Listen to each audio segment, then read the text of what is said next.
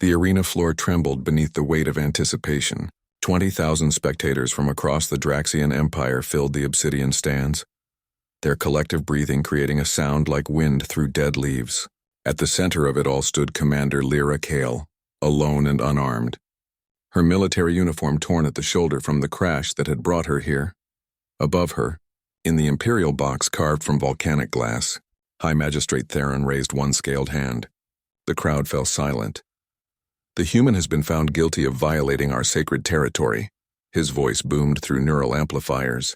"The sentence is combat trial by the Cubs. Should she survive, she may plead her case. Should she fall—" He paused for effect.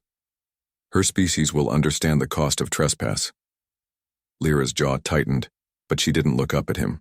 Instead, her eyes tracked the 6 gates around the arena perimeter. She had studied Draxian culture during her years in the diplomatic corps. She knew what was coming. The Cubs weren't children.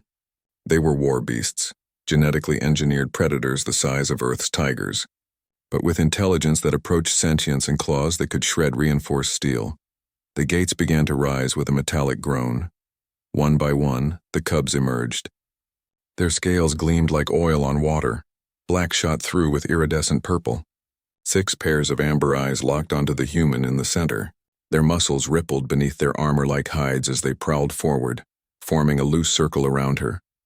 The lead cub was larger than the others, with a distinctive scar running down his left flank. His designation tag read Rav in Draxian glyphs. He had killed 17 opponents in this very arena. The crowd recognized him and roared their approval. "Attack!" Theron's command cracked like a whip. The cubs tensed, haunches coiling. Neural conditioning should have sent them lunging forward in that instant. Obedience was bred into their very DNA. But something made Rav hesitate. The human wasn't running. She wasn't screaming. She wasn't even looking at him with fear. Instead, Commander Lyra Kale slowly lowered herself to one knee. Her hands remained at her sides, open and empty. She met Rav's gaze with eyes the color of Earth's oceans, and she did something no Draxian warrior had ever done in the arena. She bowed her head. "I know you understand me," she said quietly, her voice steady despite the pounding of her heart. "I know they've told you I'm an enemy, an invader, but I'm not here to fight you." Rav's ears flicked forward. The other cubs shifted uncertainly, looking to their leader. "Attack!" Theron commanded again, his voice rising with irritation. "Execute the command." Electric pain lanced through the neural collars around the cubs' necks. Punishment for disobedience. Rav snarled, his body jerking forward against his will. But still he didn't leap. Lyra's voice cut through his pain, soft as a prayer. "You're not weapons. You're warriors, and warriors choose their battles." She had seen it in the preliminary footage they'd shown her before the trial. The way Rav would pause before each kill, giving his opponents one final moment to surrender. The way he'd once dragged a fallen handler to safety during an arena malfunction, even though protocol said to leave casualties behind. These weren't mindless beasts. They were soldiers trapped in a war they never enlisted for. "I crashed on your world by accident," Lyra continued, her voice carrying across the silent arena. "My ship's navigation failed during a solar storm. I never meant to violate your territory. I never meant to threaten anyone. But if I must die today," she raised her head, meeting Rav's eyes again, "I want you to know that I see you. Not as a weapon, as someone who deserves a choice." The arena held its breath. Rav took one step forward, then another, his massive head lowered until his scarred muzzle was inches from Lyra's face. His breath was hot and smelled of the raw meat they fed him. One swipe of his claws could end her. Instead, he lay down at her feet. The crowd erupted in confusion. Theron rose from his seat, scales flushing red with rage. "Override command. Full neural stimulus. Make them—" But the other 5 cubs were already moving. One by one, they approached the human and lowered themselves to the ground around her, forming a protective circle with their bodies. Their amber eyes turned outward, toward the stands, toward the gates, toward anything that might threaten the small figure in their center.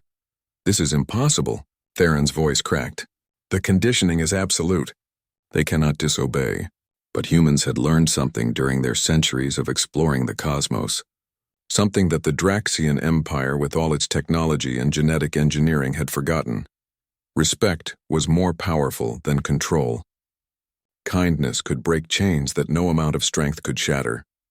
Lyra slowly reached out and placed her hand on Rav's scarred head. He leaned into her touch, a low rumble building in his chest that wasn't quite a growl, more like a purr. "You can't execute me now," Lyra called up to the Imperial box, her voice ringing clear. "Not without ordering them to kill me, and I don't think they will. Not anymore." The silence in the arena was absolute. Theron's face cycled through a dozen shades of fury before settling on cold calculation. He had a choice.